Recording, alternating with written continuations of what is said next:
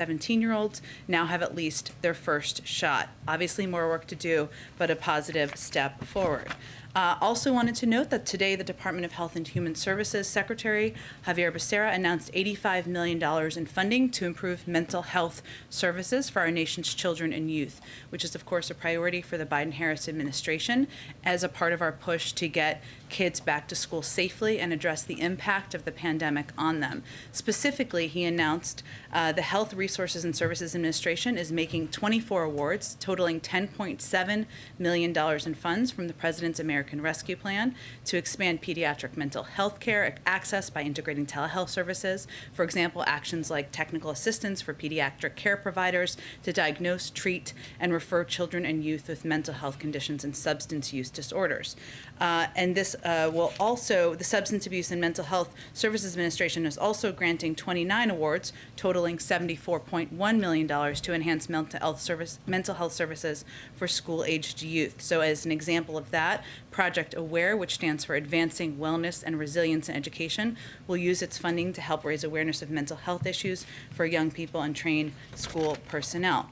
Also wanted to note that today we're announcing that President Biden has directed the Department of Homeland Security to serve as the lead federal agency coordinating across the federal government to relocate evacuated Afghans to the United States.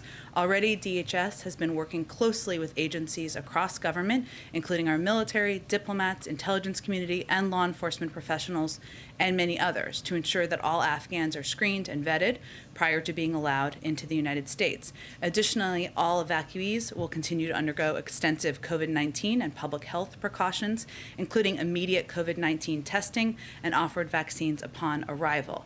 DHS will also coordinate with numerous other federal agencies to ensure that relocated Afghans have access to medical care and sufficient support to enable their successful resettlement in the United States. The President is grateful for the critical role the dedicated workforces across the federal government, including our military servicemen and women, diplomats, our intelligence and law enforcement professionals, and many others are in implementing this effort. Finally, this afternoon, the President and FEMA Administrator Deanne Criswell will host a call with the governors of Louisiana, Alabama, and Mississippi to discuss ongoing preparations for Tropical Storm Ida, which is expected to make landfall on the Gulf Coast as a major hurricane on Sunday. As some of you may know, Sunday is the 16th anniversary of Hurricane Katrina, which caused widespread devastation, claimed more than 1,800 lives, and displaced so many families. The FEMA Administrator was in Louisiana yesterday. She met with Governor Bell Edwards and the State Emergency Management Director to discuss how they are mobilizing to prepare for what could be a very dangerous storm hitting a region that has been heavily impacted by the Delta variant. And the President will be closely tracking this and receive updates through the course of the weekend. Amr, with that, we'll kick. Why don't you do that? You put out a statement not too long before we came out here that had some pretty sober language in it about the latest briefing the President has gotten from his national security advisors, namely that the attack is likely. I know you're limited, but is there any more specificity you can offer on what that threat is? And secondly, what does it mean for the evacuation? Does the intel in any way also, and changes that need to be made, limit or restrict the ability to continue or get as much done with the mission through August 31st? Sure. Well, I think many of you may have seen the statement I put out this morning, but just to highlight the reference I believe Amr was making, what I would conveyed in the statement was that the national security team the President met with this morning advised the President and Vice President that another terror attack in Kabul is likely. And they are taking maximum force protection measures at the Kabul airport and in the surrounding areas with our forces as a result. I will note that the Department of Defense also just gave a briefing this morning, and I will echo some of the descriptions that they offered. The threat is ongoing, and it is active. Our troops are still in danger. That continues to be the case every day that they are there. This is the most dangerous part of the mission. This is the retrograde period of the mission. And what that means is that this is the period of time when the military, commanders on the ground, and forces begin to move not just troops home, but also equipment home. And that is often a very dangerous part of any mission. But in this case, they're also doing that while there is an ongoing and acute threat from ISIS-K.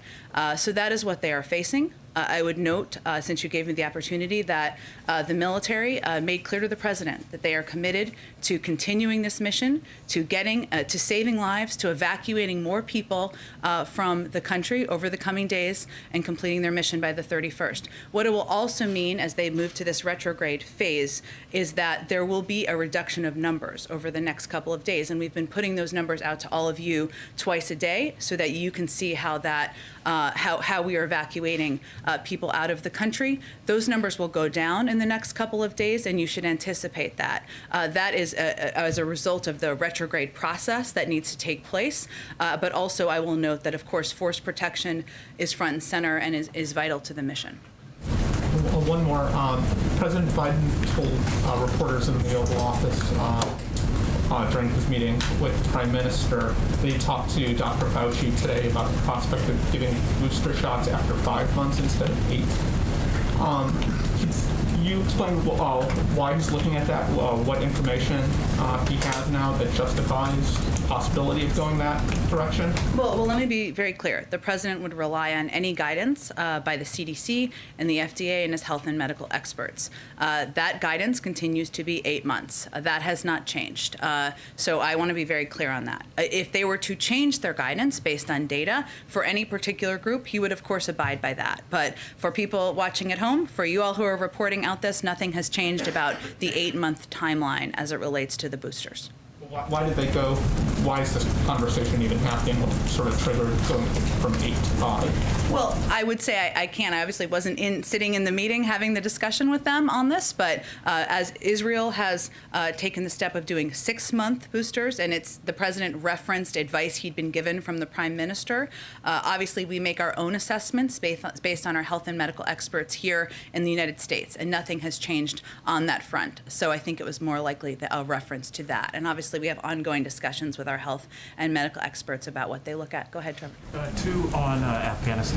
First, I just wanted to get an update on the president's plans, if he has any to meet the troops when their remains are returned to the United States. Well, there hasn't been an announcement, as you know, by the U.S. military about the timing of that, but I can reiterate what I conveyed yesterday, which is the president will look for any opportunity to honor the servicemen and women who lost their lives yesterday, but I don't have anything to announce at this point in time. Okay, and then just one other thing. There's been some reporting around the Taliban requesting an ongoing diplomatic presence in Kabul from the United States. Could you talk a little bit about what the thinking is here at the White House about whether that's appropriate and how or if that would happen after the end of August? Well, I would say first that we are looking at ways, and I will refer to our Secretary of State and the State Department here to continue to engage. I'll note something I said. I know this wasn't exactly your question, but just to get it in here, that the President did direct the Secretary of State to continue diplomatic efforts with international partners to secure means for third country nationals and Afghans with visas to leave the country even after the U.S. military presence ends. A part of that would certainly be having a coordinated approach and engagement with the Taliban, because in order to continue to evacuate any American citizen who was not yet prepared to leave, who wants to leave, third country nationals and Afghans with visas, we will need to coordinate with the Taliban. That does not mean or translate into a presence on the ground. As we've noted, we are pulling our presence out by the 31st, and that has not changed. Go ahead. Senate Foreign Relations Committee Chair Bob Menendez put out a statement that said, in part, we can't trust the Taliban with American security in terms of in the wake of the attack yesterday.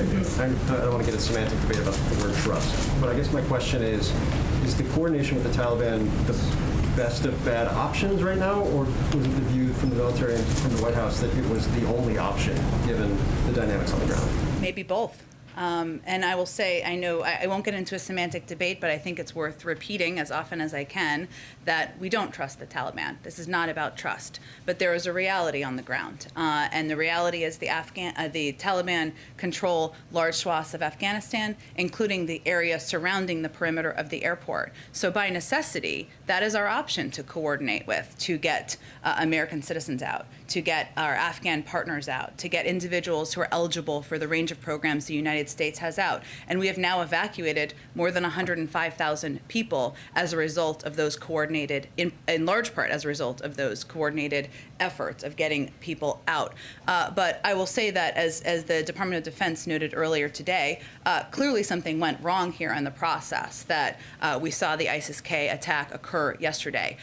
We don't have additional information to suggest that it was intentional or anything along those lines, which was a question that was asked yesterday. But clearly, there was a break in the security process here. There's no question about that. And just one more kind of following up on what Amar asked. It is rare that you have U.S. officials be this definitive about the security threats that are being faced anywhere in the world. Mm-hmm. But this has always been something the president has pointed to as to why you wanted to stick to the August 31st deadline. Is there a tangible difference in what you guys are seeing or have seen over the course of the last several days that makes this moment different than what the president was citing a week ago or 10 days ago?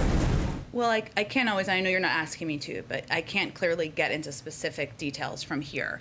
But what I think the reason we put this out publicly in the way we did is because yesterday there was a attack by terrorists that killed 13 members of the U.S. Military. And it's important for us as the government to be clear about what threat our U.S. forces are facing on the ground as they continue to implement the mission. And that threat is acute, it is ongoing. Our troops are still in danger, and they are taking the steps they are taking to save lives and evacuate people because of their commitment to the mission, and we felt it was important for people to understand that. Go ahead.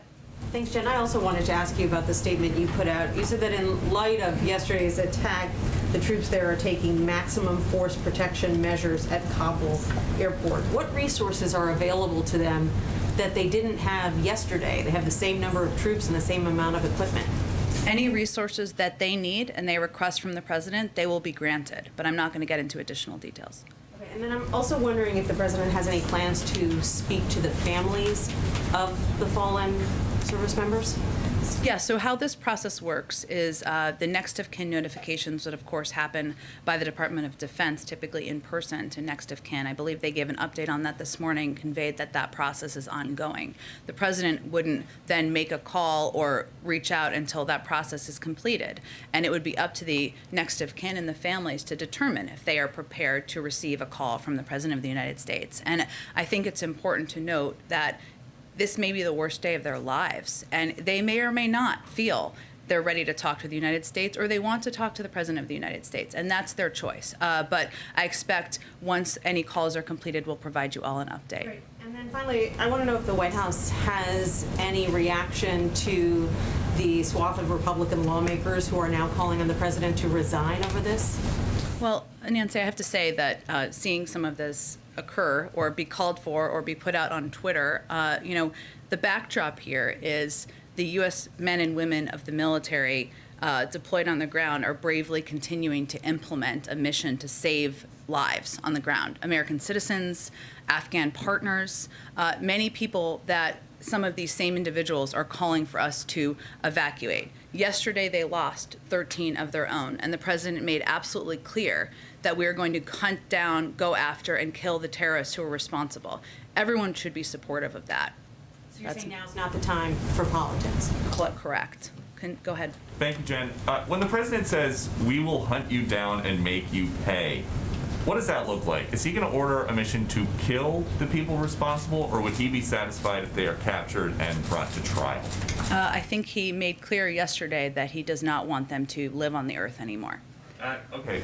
And as the U.S. is coordinating with the Taliban about security for the next couple days, some of the people running security for the Taliban in Kabul are terrorists with millions of dollars worth of bounties on their heads. Are we going to try to bring those known terrorists to justice before we leave the country? Peter, I think our focus right now is on doing everything we can to get the remaining American citizens who want to depart out of the country, to get our Afghan partners out of the country. As I just said in response to Phil's question, this is not a preferred relationship or a situation that we would have designed if we had started from scratch. I think that's very clear. But right now, we need to continue to coordinate. That's our focus for the next couple of days. And the last one, you said that you think we're going to have a great deal of leverage over the Taliban after we leave. You think we're going to have more leverage with no troops on the ground in Afghanistan than we do with thousands of troops on the ground in Afghanistan? Well, to be clear, one of the steps that the President directed his Secretary of State to take, which was in my statement this morning, was to engage with our international partners to determine what the path forward looks like. And there are key components here. The Taliban are going to want a functioning airport. So do we.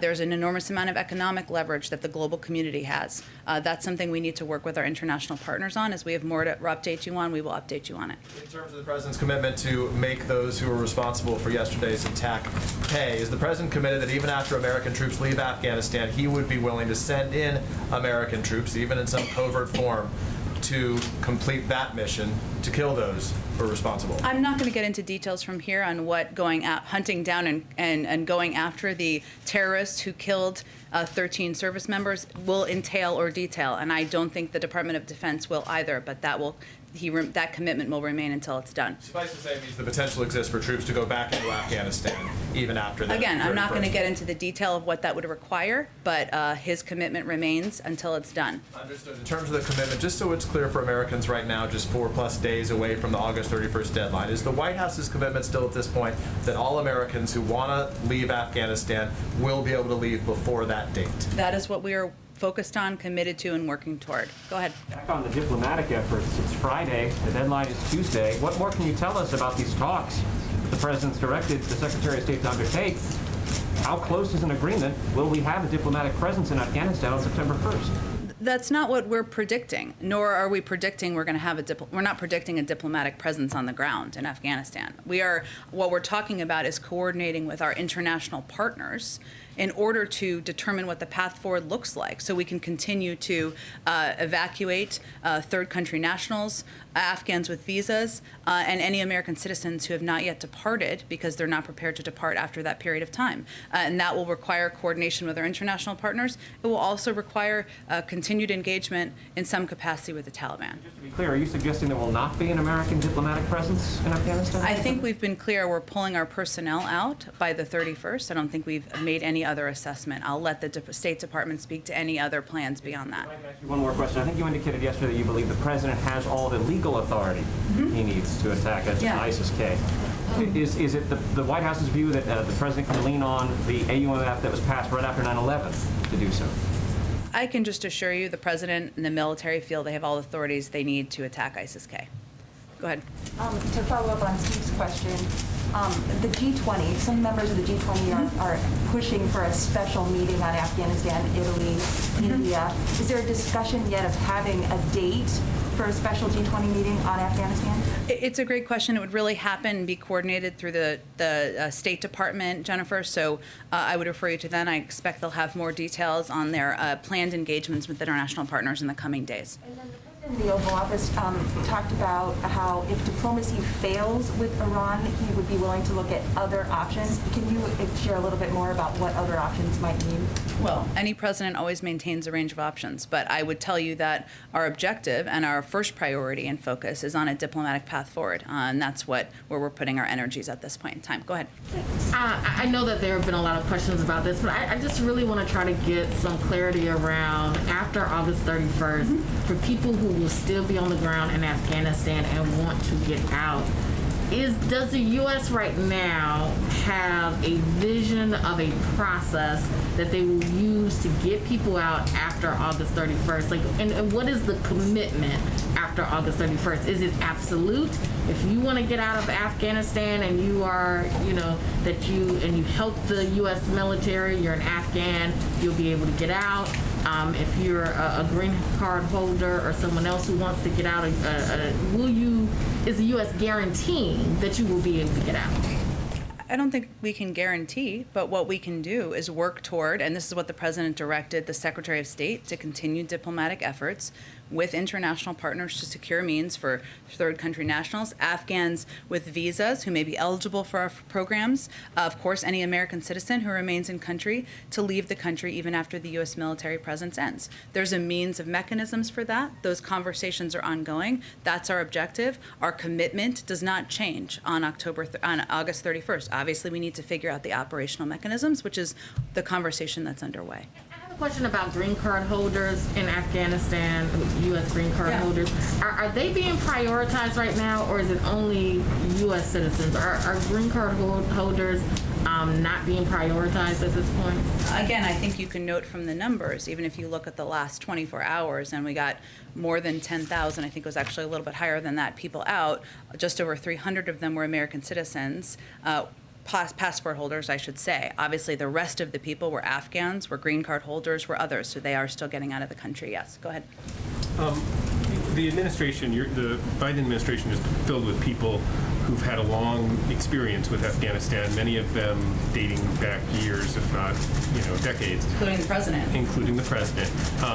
Most of that time, the Taliban was the sworn enemy. I mean, it was the enemy against whom we fought. Is there a recognition inside the administration of the irony, sort of grim irony of being in a position to rely upon and coordinate with and have negotiations with the adversary that many of them fought for 2 decades? I think irony is far too light of a term. I mean, the reality is here, as kind of to Phil's earlier question, this is the circumstance we're faced with. The Taliban controls large swaths of the country. That is not what anyone anticipated at this point in time. In order to get American citizens out, in order to get our Afghan partners out, in order to get green card holders out, we need to coordinate with the Taliban. We've been able to evacuate more than 105,000 people as a result. This is not the only place in the world where we have to work with adversaries or people who have been enemies at times in order to further U.S. national security objectives. That's a part of what you have to be flexible to do when you're running the United States or when national security teams are looking to achieve our objectives around the world. Was a little bit more of the emotional side of it. I mean, do you sense from inside the administration in the meetings that you're in a kind of resignation or frustration or whatever you want to call it with the sort of situation that they find themselves in? In that regard. No, I understand your question. I would say, having sat in a lot of these meetings, there's just not a lot of time for self-reflection right now. The focus is really on the task at hand. And even as we're talking about these threats that are acute and ongoing and increasing, we're focused on that and what the information is that's incoming, what steps we can take to get more people out over the coming days or the remaining days. So I wouldn't say there's a lot of focus on self-reflection at this point in time. Go ahead. Yeah, thanks, Jim. What is the White House's reaction to the Supreme Court yesterday overturning the CDC's targeted evictions moratorium? Does the White House now want Congress to act to issue a new moratorium? And what is the White House doing to address what could now become a real eviction crisis for many renters out there? Sure. Well, first, President Biden would, of course, support congressional action to authorize an eviction moratorium, and the Supreme Court has now clearly outlined that as the sole way a moratorium could remain in effect. Now, at the same time, I think it's important to remember what our objective is here. Our objective is to keep as many people around the country in their homes as possible.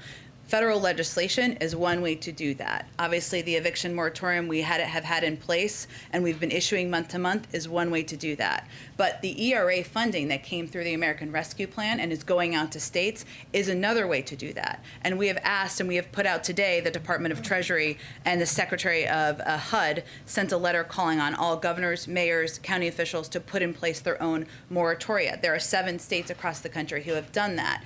It has the same impact, right? Because it is preventing people from being kicked out of their homes, and these states have the funding, thanks to the American Rescue Plan, to get that done. Now, the other piece that's our responsibility that we continue to focus on is working to eliminate any red tape that exists. We made some announcements earlier this week that allows renters to attest to their economic circumstances to make it easier. That is, we have seen an impact in some states, but we're going to continue to look for ways to ease the burden and make it easier to get access to this funding. You said that Biden would support another moratorium, but is he going to actively urge Congress to take up a vote and pass one, to issue one? He has conveyed that, but I think it's really important just to go back, not to beat a dead horse here, but to not miss the forest through the trees here, which is what we're trying to do here, is prevent people from being evicted from their homes. If there were enough votes to pass an eviction moratorium in Congress, it would have happened. It hasn't happened, right? So what we're looking at now is how to achieve the objective that we all share, which is to, not everyone, I should say, but a lot of the people who have calling for an extension on this, which is to keep people in their homes. There is means to do that in these states. 7 states have taken the steps. More states can take the steps. They have the funding they need. Go ahead. Thanks, Jen. We've heard reports that refugees from Afghanistan have been landing at Dulles Airport, and they've had to sit on airplanes for hours at a time, sometimes with no or limited access to food. Is this something the White House is aware of, and are you making any efforts to smooth this out? I know you said DHS is sort of taking the lead on relocating Afghans, but what does the White House think about these conditions right now, and what are you all doing about it? Well, certainly we are always working to improve the conditions for people who are coming to the country. But I think the important context here is why that is. And that is because our security vetting process is so thorough that even as people are vetted before they come, they go through a background check before they come. We implement multiple layers of checks, including a confirmation in some cases on landing, and that is to check the manifests. And in a limited number of cases, we have vetting processes that may be unresolved, very limited, but that may lead to, at times, a delay and individuals being held on the plane so that we can have that process seen through. Now, of course, ensuring that people are treated humanely as they are coming to the United States, they have access to food and to water, is something we are committed to, and we will continue to improve any of these conditions. But I think the reason why these planes are waiting is also an important part of the context here as well. Just to follow up on one thing, I know earlier you addressed some of the Republican criticism of the president, but what is your message, what is the White House's message to Democrats who have expressed substantive concerns about the withdrawal from Afghanistan? Do you have any message to them or response to some of the criticism? Is there a specific piece? I mean, Congresswoman Susan Wild, for example, has said that, it's clear to me that we could not continue to put American service members in danger for an unwinnable war, but I also believe that the evacuation process appears to have been egregiously mishandled. So what's your response to something like that? Look, I don't have any direct response to any member of Congress, but what I will say is that it is easy to throw stones or be a critic from the outside. It is harder to be in their arena and make difficult decisions. And the decisions that a commander-in-chief has to make include among difficult options, right? These were the options. You send tens of thousands of more troops in Afghanistan to potentially lose their lives. That's an option. Some support that. That's their prerogative. You pull out and you don't put anyone at risk, you don't put troops at risk, and you don't evacuate more than 105,000 people, that's another option. The option that he has chosen, in coordination and based on the recommendations with his military commanders and advisors on the ground, is to implement an evacuation that has saved the lives potentially of more than 105,000 people, certainly at risk of the men and women who are serving in the military, as we saw by the events of yesterday. That's the choice he's made. Jen, apologies to my colleagues, but you guys have said repeatedly, presented this idea that there were only 2 choices. What evidence do you have that there weren't other choices that could have been made? I mean, what's the other choice anyone is offering? For example, the president could have said to the Ghani government in May, look, we're going to start a mass evacuation of all of the U.S. personnel. We're going to put out an announcement that says, we advise all of our Afghan allies who worked with us to start evacuating as well. It would have been a show of no confidence in the Ghani government. There might have been other repercussions. I'm not suggesting that's the right way to have gone. I don't know, but it is another option, and I'm sure there's 10 other options that I haven't thought of. So why do you present it as these being the only 2 options? There are, of course, other options, but there are consequences to every option. That is my point. So let's take your example. If we had evacuated and moved in C-17s, 6,000 troops, I think that's what you're suggesting, and implemented this evacuation in May, you know what would have happened in all likelihood? The threat on U.S. forces would have increased at that point in time. ISIS-K. You would have been operating in a capital that wasn't overrun by the Taliban. How do you know that? Well, the Taliban wasn't near Kabul at that point.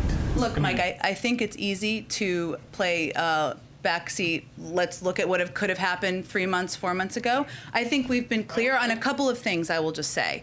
No one anticipated, I think including on the outside, that the Afghan government would have fallen at the pace they fell. And the president and members of our national security team have spoken to that as well. We didn't anticipate the Afghan national security forces would have folded as they did. We didn't anticipate that. And as a result of that all happening, we saw a chaotic situation just 2 weeks ago.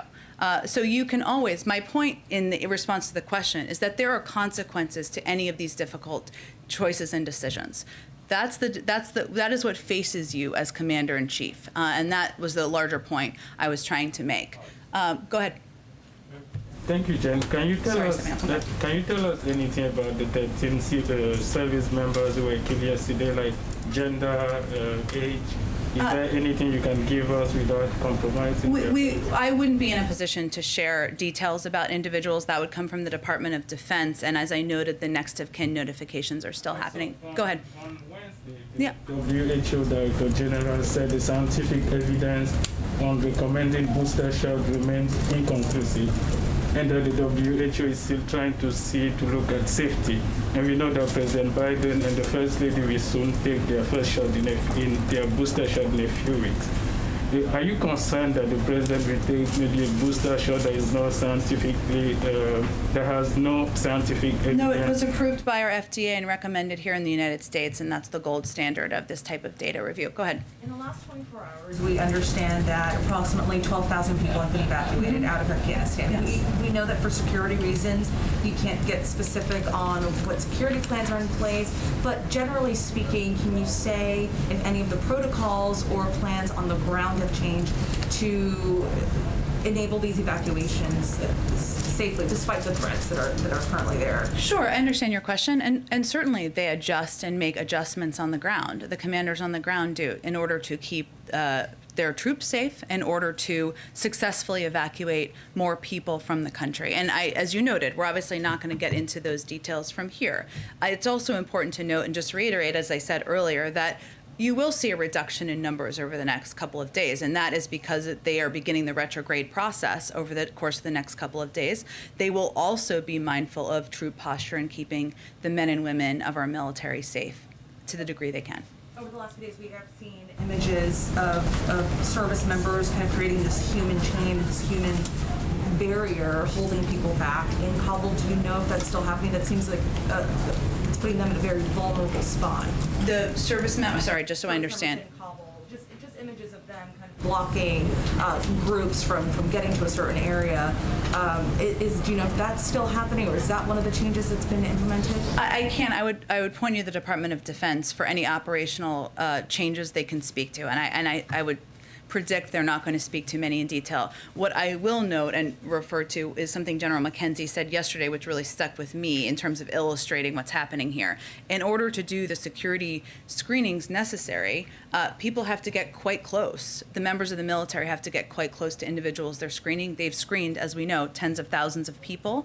So some images may reflect that. I think what you're talking about is something different from that, but I would certainly point you to them for any specifics they can provide. Oh, go ahead. Go ahead. Go ahead. On the fake vaccine cards that are making the rounds, the Health and Human Services Office of IG told us this morning that they are receiving, quote, increasing reports of individuals creating, purchasing, and using fake COVID cards, COVID vaccine cards. How concerned is the White House that this could threaten the nation's progress against the virus? I would not state that as our level of concern. Of course, we are concerned about fake vaccine cards. I don't have an assessment of how widespread it is. I'd have to check with the team and get an assessment of that. Go ahead. Thank you, Jen. Thank you. I have two questions about the president's commitment to give it to us straight, as he often says. The Democratic Congressman Seth Moulton told journalist Hunter Walker, a former White House colleague, quote, even if you completely agree with the Biden administration's decision to withdraw, the way they have handled this has been a total FUCKING disaster. President Biden firmly committed last night to evacuate any remaining Americans, but you seem to say just now, I don't think we can guarantee that. So which is it? I think the question was actually about individuals who are still there because they're not prepared to leave, or other Afghans or others who may want to depart. Just for clarity, I know you care about context. So there is a commitment to evacuate all Americans, and if so, does that mean there's some sort of deal with the Taliban? I don't even understand what your question is. The question is that the airport evacuation obviously was disorganized, as criticized even by Democratic congressmen. Is there actually a plan behind President Biden's commitment to evacuate any remaining Americans? I think the fact that we've evacuated more than 105,000 people, including, and I can give you all the latest numbers, which I know the State Department is giving or is about to give. So of those evacuated since August 14th, we've evacuated at least 5,100 U.S. citizens, likely more. We've received confirmation within the last day more than 300 additional Americans were evacuated. Based on our outreach, there are approximately 500 American citizens we are currently working with who want to leave, and we are communicating directly and in direct contact with them. That speaks to our commitment, I think. My second question on the topic is, yesterday the conservative transparency group, Judicial Watch, released Secret Service records on dog bites involving the first dog, Major. One email said that Secret Service agents were bitten every single day for 8 days from March 1st to March 8th, and that a White House visitor was as well. At a March 9th briefing, you only described one biting incident to us and described the dogs as being whisked back to Delaware on a pre-planned trip to visit family friends. Obviously, that is not the world's most important story, but it is significant because we expect honest information even for minor stories. So can you explain to us why there was a kind of misleading account presented to us? And if we can't get honest information about minor stories, why should we have faith in the administration's account for larger issues like Afghanistan? I know you do keep the dog in the news in the briefing room, so thank you for that. As we've stated previously, Major has had some challenges adjusting to life in the White House. He has been receiving additional training, as well as spending some time in Delaware, where the environment is more familiar to him and he is more comfortable. I don't have any additional specifics, but I think that speaks to where Major is located, to be fully transparent and your ongoing interest in the dog. Go ahead.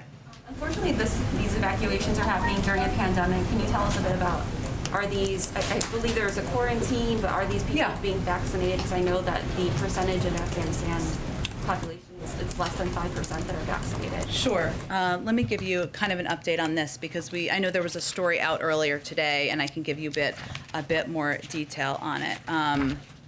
So let me just find all the details. Well, I can tell you basically that individuals who come in to the United States are offered a vaccine. For those who are coming in on the condition on parole as parolees, it is required. It is a condition of their parole to the United States. But we have made this available at Dulles, and we are continuing to look for ways to expand access to the vaccine to other places where individuals are landing to provide it as quickly as possible on landing. In terms of what steps are taking, everyone is tested upon arrival, and steps are taken if individuals test positive to quarantine them. Obviously, American citizens are asked to quarantine, and like any other American citizens, that would be something they would do on their own. Go ahead. The president pledged to hunt down people responsible for this attack. How do you prevent that from becoming an open-ended mission, much like the previous, targeting of terrorist groups in Afghanistan?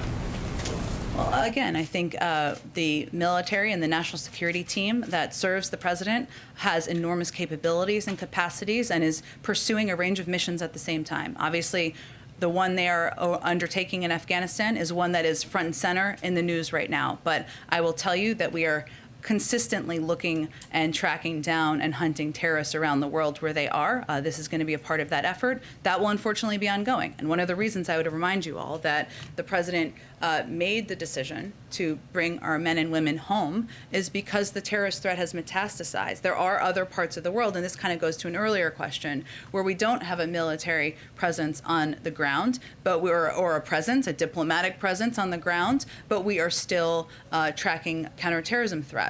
Libya, Yemen are two examples of that. So that will continue. Does the administration assess that ISIS-K wants to or has the capability to attack Americans domestically in the United States or just in Afghanistan at this point? No, that's not an assessment we've made at this time. Go ahead.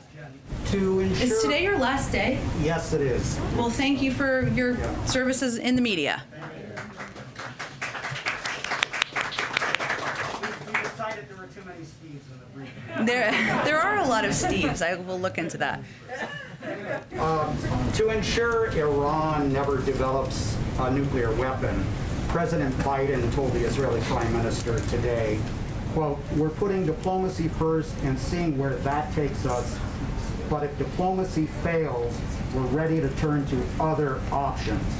Can you detail for us what are those other options? Well, as I said a little earlier, I mean, any president has a range of options at their disposal. I'm not going to outline those from here, but our first preference and our priority and our focus is on the diplomatic path and pursuing the diplomatic path forward.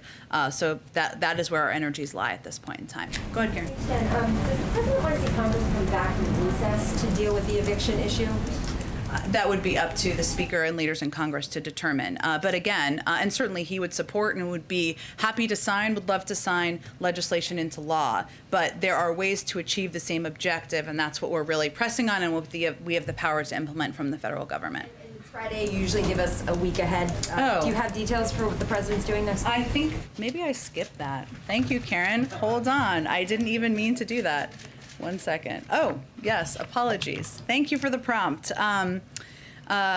Every day, and some of these details will be finalized over the coming days. As you can expect, it's a bit fluid, but every day this weekend and next week, the president will continue to meet with his national security team to discuss intelligence, security, and diplomatic updates on the evolving situation in Afghanistan. And as I noted at the top, he will also be receiving regular updates on the hurricane. We'll provide those updates to you as they happen. Next week, the president will also welcome President Zelensky of Ukraine to the White House. The visit will affirm the United States' unwavering support for Ukraine's sovereignty and territorial integrity in the face of Russia's ongoing aggression in the Donbass and Crimea, our close cooperation on energy security, and our backing for President Zelensky's efforts to tackle corruption and implement a reform agenda based on our shared democratic values. And on Friday, he will deliver remarks on the July jobs report and the progress made by his administration to build the economy back better. As we have more details over the weekend, we will provide them to all of you. Go ahead. Thank you, Jen. Oh, it's our Friday guest. We'll get to him in a second. It's been a while. Go ahead. Thank you, Jen. Two quick follow-ups here. I wanted to return to the binary of continuing a forever war that both Republican and Democrat administrations opposed, that the polling showed the majority of the country opposed, and then the withdrawal and the idea that, no matter what, that was going to be messy. Given the events of the past 2 weeks, does the president feel that U.S. military personnel were put in the best position to carry out their mission on the ground? Well, I would say first that anything the U.S. military has asked for as they're working to implement this mission, they have been granted. And I think they would confirm that as well. And the president asked them that at the end of every meeting. I would also note something that was said yesterday at the Department of Defense briefing, which is that they know they are, and this is why the men and women of the military are so amazing and incredible. They know they are putting themselves in harm's way when they're working to implement missions like these. And they work to implement plans and put together plans that have force posture protection front and center. But when we're dealing with a real threat from ISIS-K, of course, events like yesterday unfortunately happen. And then yesterday, the president said that he made the assessment after talking to his military advisors that Bagram Air Force Base was not much of a value add. I'm curious because General Milley earlier in August said, quote, "If we were to keep both Bagram and the embassy going, that would be a significant number of military forces that would have exceeded what we had, or stayed the same, or exceeded what we had."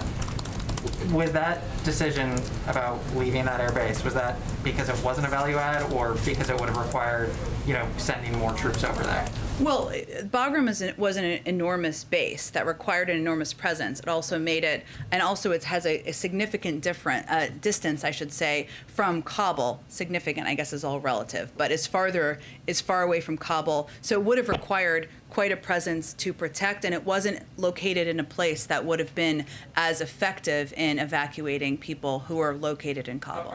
Really quick one. Yeah. The president said yesterday, quote, "We have greater threats coming out of other countries, a heck of a lot closer to the United States." Is there anything that you can tell us a little bit, like what countries he was referring to in particular, as opposed to Afghanistan? It's a bit of an alarming statement. I think he was intending to convey what he's conveyed many times about the metastasizing threat from a range of terrorist organizations that have greater capacities around the world, and how we need to keep our eye focused on those as being one of the root reasons why he brought our men and women home. Go ahead. Have any guarantee from the Taliban not to harm Americans who are left behind or choose to stay behind in Afghanistan after August 31st? Well, that is certainly our expectation, yes. And we're working through. Go ahead. Jen, I want to follow up on Philip's question, but very quickly, a source while we've been sitting here said to me that the Taliban is preparing to take over the airport by as early as Saturday, and there may already be some infiltration into parts controlled by the military, HKIA. I'm wondering, has the president moved up the August 31st withdrawal, even unofficially? No, and the Department of Defense gave an operational update about 2 hours ago on the retrograde process. I have not obviously seen that reporting, and I'm happy to talk to them about it after, but nothing had changed. Just a quick question, follow up Philip's question. You said it's easy to be a critic from the outside, as we've heard from lawmakers, but some members of the Marine Corps have taken to social media and they're criticizing not the president, but top generals for failing to be accountable for a strategy that they say costs lives. For example, we've just been talking about Bagram.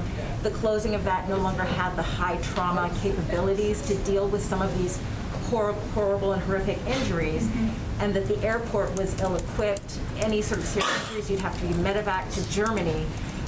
Was this a miscalculation on the part of the generals? And with regard to the president, he said he was listening to his generals. Two questions really quickly on that. Sure. Does he believe he was given bad advice? And will he ask for any resignations of his generals, given the high cost of American and Afghan lives? No to both of those questions. I think that what the president looks at the events of yesterday as a tragedy, and one that was felt viscerally by the leaders of the military as well. And losing members of your men and women working for you from the service branches is devastating. It's devastating for the president. It's devastating for the leaders of the military as many times as it has happened. And it is a reflection on all of them and the people on the ground that they are continuing to implement this mission even under difficult and risky circumstances. Go ahead. Just as a follow-up to the previous question, Republican lawmakers have really targeted Secretary of State Blinken. They went so far as to introduce impeachment articles today. Does the president still have confidence in the Secretary of State, and what is the White House's response to the articles of impeachment? Yes, he does, and I have no response on a day where we're still honoring the lives of men and women in the military who were lost yesterday. Go ahead. Thanks, Jim. I've got two questions, one on Afghanistan and one on the bilateral. On Afghanistan, do you have any updates as to those people, those Americans that you were saying you were still trying to contact and to figure out where they are? Has there been ever any progress on that front? So I gave a little bit of an update earlier, but we've received that just over the last day, we evacuated more than 300 additional Americans. Those were a number of people who we were working to engage with and be in contact with. There are approximately 500 American citizens we are currently working with who want to leave, and we're communicating directly with to facilitate their evacuation. That's the update from the State Department. They may have more details, given they have been overseeing the constant contact, which we went and did another round of contacts via email, text, WhatsApp, phone over the course of yesterday.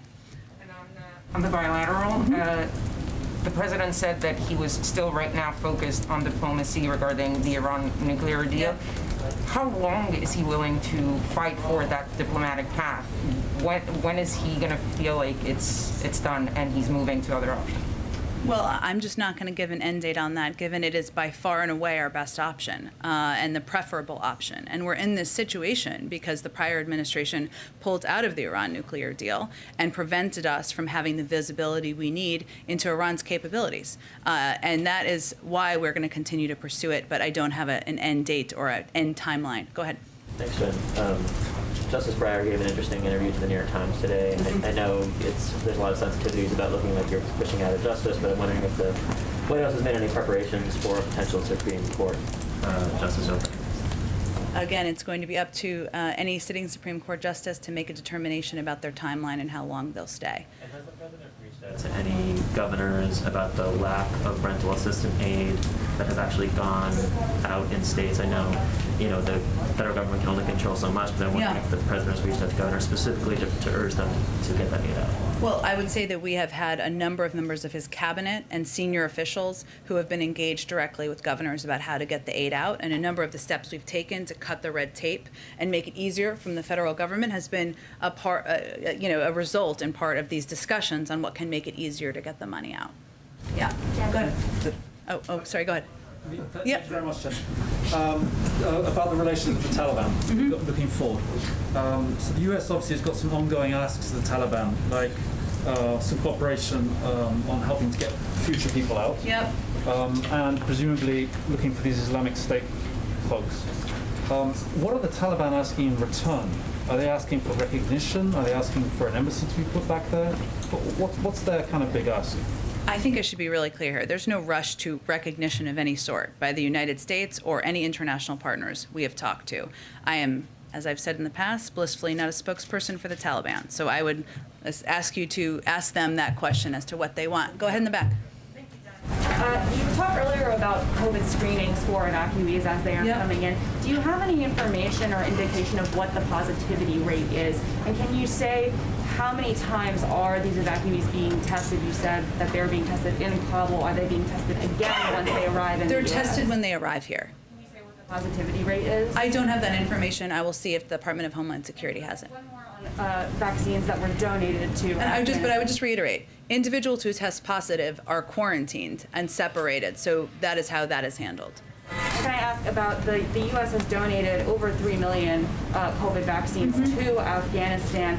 The UN put out a report this week saying that the number of vaccinations in Afghanistan has significantly dropped since the Taliban took over.